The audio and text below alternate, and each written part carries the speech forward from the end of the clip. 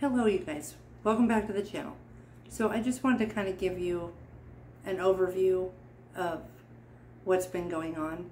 I haven't been posting real regular, and I've had a lot of stuff going on in my personal life. As the title of this video would suggest, I wound up having to quit my job. Before I go into that, I just want to say I'm not a medical professional. I'm not any kind of financial advisor, any of that. I'm just telling you what my experience has been, and hopefully to give a little bit of encouragement along the way. So what happened is I wound up having to quit my job. I've had extreme levels of anxiety for quite some time, and in the last year it really ramped up, and especially in the last few months, to where I could not even function very well at work. You know, before I would go to work, it was an insane amount of, you know, talking to myself, trying to get myself pumped and ready to go. I have been a waitress for many years, as most of you know, and the place that I have been working for the last several years is very, very high volume. It's very intense, so high turnover, right? And so what they think happened was that my nervous system decided to just take a plunge right off the deep end. Like, okay, you're done. Like, there's no more going on here. So yeah, before I would go to work, I would have to really pump myself up to get there, which in and of itself is no big deal.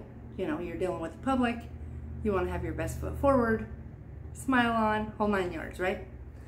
Well, at work, it would get to the point where I would have to go into the bathroom, throw cold water on myself, I'd fight fainting, all of these kinds of things. I had a whole bunch of sinus stuff going on all at this same time. They couldn't figure out what was going on. It seems to be a common theme. Nobody knows whatever's going on ever. Anyway, so my doctor, after running a million tests and all of this, told me that my nervous system is just shutting off, which your nervous system runs everything, you know, from what I gather. And so I was having headaches. I had this whole sinus thing happening. I was fighting fainting all the time, going into panic attacks. It was absolutely terrible. Well, what my doctor told me to do is that I need to quit my job, which was terrifying for obvious reasons. Nobody wants to quit their job. Well, they may want to, but nobody wants to have to, is the thing. And so, and we didn't know what was going on. We had no idea what the heck was going on with me. So what I wound up doing is I did wind up quitting my job. Went through like a grieving process. Because like most people, my job was kind of my identity, right? I went through a whole crisis of, I don't even know what to do, you know, on top of, you know, the financial part of it. But this part was terrifying in the way that it just kind of was ripped out from under me. You know, no warning, no nothing, is what I felt like. So fast forward, at about a month after I quit my job, I started finally, you know, healing. I was being very mindful of what I was eating. I quit drinking coffee. That was a big deal. I'm still, so now when I drink coffee, like right here, it's decaf. So I took out all the caffeine. So no iced tea, no caffeine in sodas, none of that stuff. So along with that was the dietary. And so I cut out, you know, all kinds of so dairy and bread and all of this kind of stuff. And so to add insult to injury, not only did I have to quit my job, my entire diet changed. I had no idea what I needed to do. My whole life turned upside down is really what happened. In the midst of that, because I was panicked also, you know, on the financial front for obvious reasons, going down to half of your income all of a sudden. And how that wound up happening is I did my budget before, you know, I quit, because I wanted to know if, you know, I wanted to make sure we would have enough, you know, without my income and blah, blah, blah. And it wound up being, you know, after writing everything down, writing it all out, that we would have $137 left after all of our expenses. And I was having a heart attack because I was used to putting a lot of money in savings and investments and all of that stuff.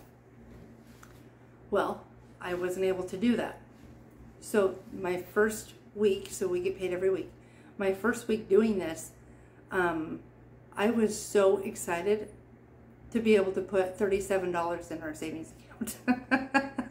Which I know that probably sounds silly or sounds funny or whatever, but I was terrified we weren't going to be able to put anything in savings. And so I, you know, was just terrified. I was cutting everything out, you know. We have to save as much as we can, you know, because I was so used to a couple of zeros at the end of everything. Well, that wasn't the case. However, I do want to say that when you do your budget, a lot of times what I've noticed is your budget, you wind up having more in there than you thought.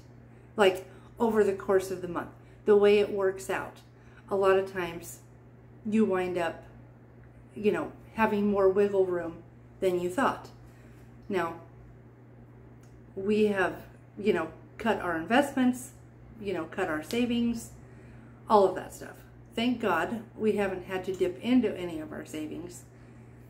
But I mean, if we had to, we had to, because life happens and we're in life right now. This is one of those, what is that saying? They say that every 10 years you'll have a negative event in your life.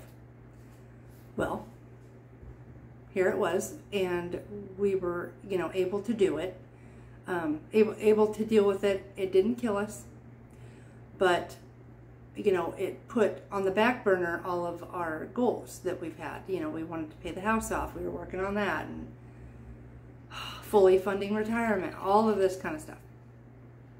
Which, right now I'm just trying to get myself healthy to where I can move forward.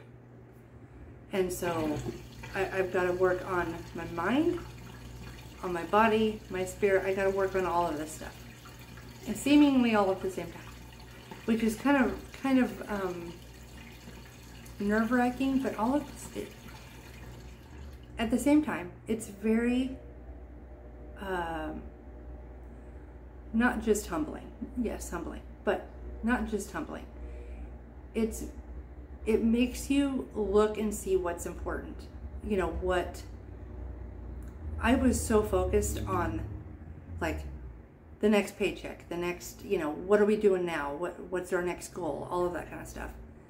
That I was not relishing life. You know, my mind, my heart wasn't at home. And I've always kind of been that I love home, you know. I love the taking care of my family. I love taking care of my house. I love all that stuff. But my heart wasn't there. I wasn't doing that. I was so focused on, you know, savings and investing and goals and all that kind of stuff. I wasn't focused on the stuff that really, really, really was important. And I feel like I've gotten like this wake-up call.